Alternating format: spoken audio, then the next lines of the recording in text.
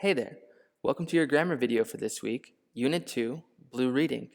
In this lesson, we're going to talk about the simple past tense. Let's get started. In order to understand this lesson, you'll need to know what a regular verb is and an irregular verb. You'll also need to know what a base verb is, as well as a consonant and a vowel. If you don't know what these things are, that's okay. Take a minute to look them up and then come back. So in this lesson, we're going to talk about the simple past tense and when to use it. We'll also talk about how to form regular simple past tense verbs, as well as the spelling rules. We'll talk about some irregular past tense verbs, as well as how to form a negative statement about something in the past. In English, we use the simple past to talk about something that happened and finished in the past. To form most regular past tense verbs, we simply add ed to the base verb. So for example, we have a sentence, yesterday I walked to school. Here we have the base verb walked, and to form the past tense, we add ed, so walk becomes walked. Another example, on Thursday, we played games. Again, here we have the base verb play. To form the past tense, we add ed, so play becomes played. Finally, our last example, last year, I missed a test. Again, we have the base verb miss. To form the past tense, we add ed, so miss becomes missed. Now, this is true for many verbs in the past tense in English. However, some verbs, we have a little bit of a different spelling rule. We have 3 different rules you'll need to remember to form past tense verbs.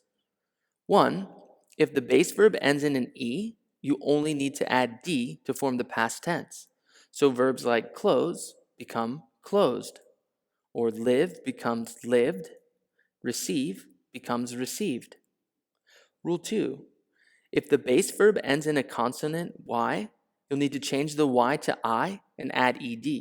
So verbs like study become studied in the past tense, marry becomes married, and try becomes tried.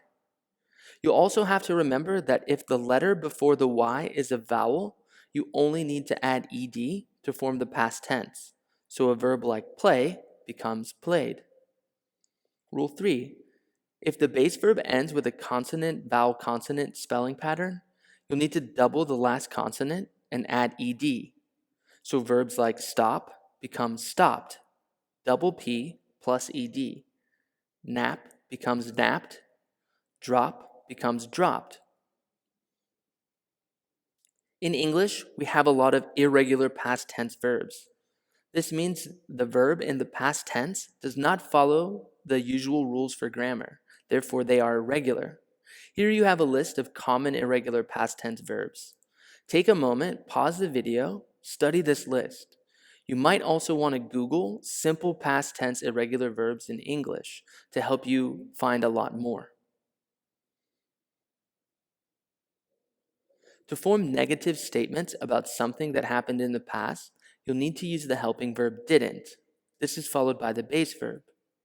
Our sentences, of course, start with the subject, followed by didn't, the negative, and then the base verb. Some examples, I didn't study yesterday.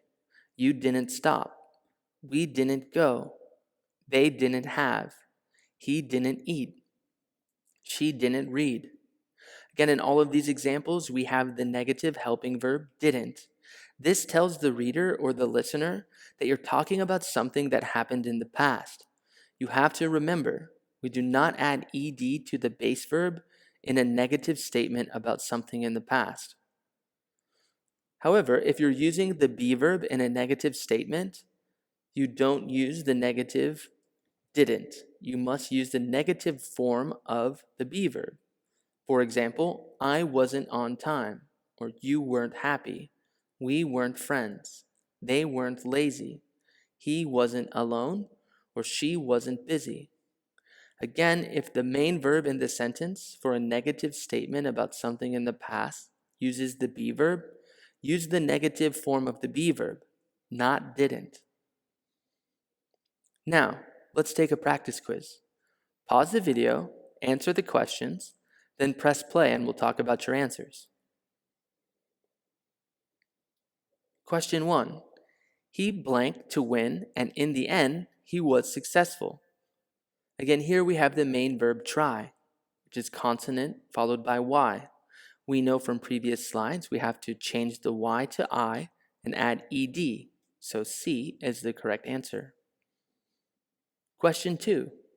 Yesterday, I missed the bus and blanked to school. In this statement, we have a clue. Yesterday tells me we're talking about something in the past. We have the main verb walk.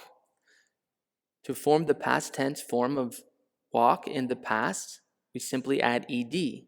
So A, walked, is the correct answer. Question 3. I blank sad at the end because Rose wouldn't share the door and Jack died.